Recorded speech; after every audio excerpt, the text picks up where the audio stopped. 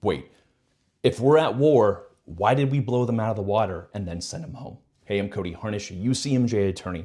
I'm a former JAG and now I only practice military law.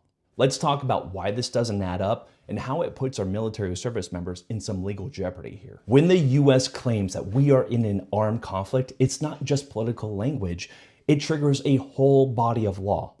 The Law of Armed Conflict, or LOAC for short, and it governs who we can target, how we detain them, and what happens if they survive. Look back at the War on Terror.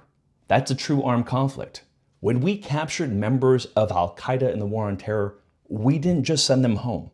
They were detained under the law of war. We're talking Gitmo, Bagram, black sites, the works. Because if you call it war, those fighters are combatants, and combatants get detained until the hostilities are over. Now fast forward to today.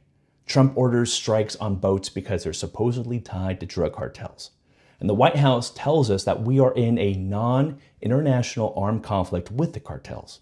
This triggers the law of war. So here's the problem. After the strike, survivors were pulled from the water and quietly flown back home.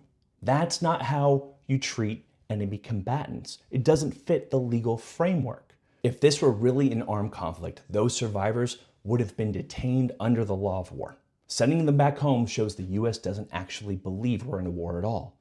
That is just using the language of war to justify killing without due process. We can't have it both ways. In a real armed conflict, captured fighters are detained.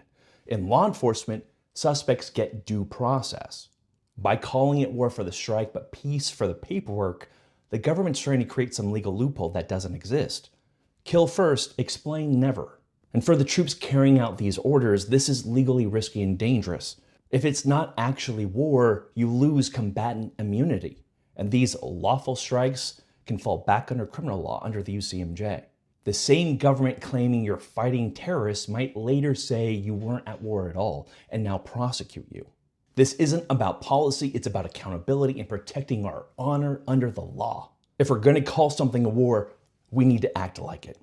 Otherwise, our troops are left holding the legal bag. Congress, you need to step up and protect our service members. Like, share, comment, or follow for more information on military law. And in the meantime, I'm gonna be right here defending America's defenders.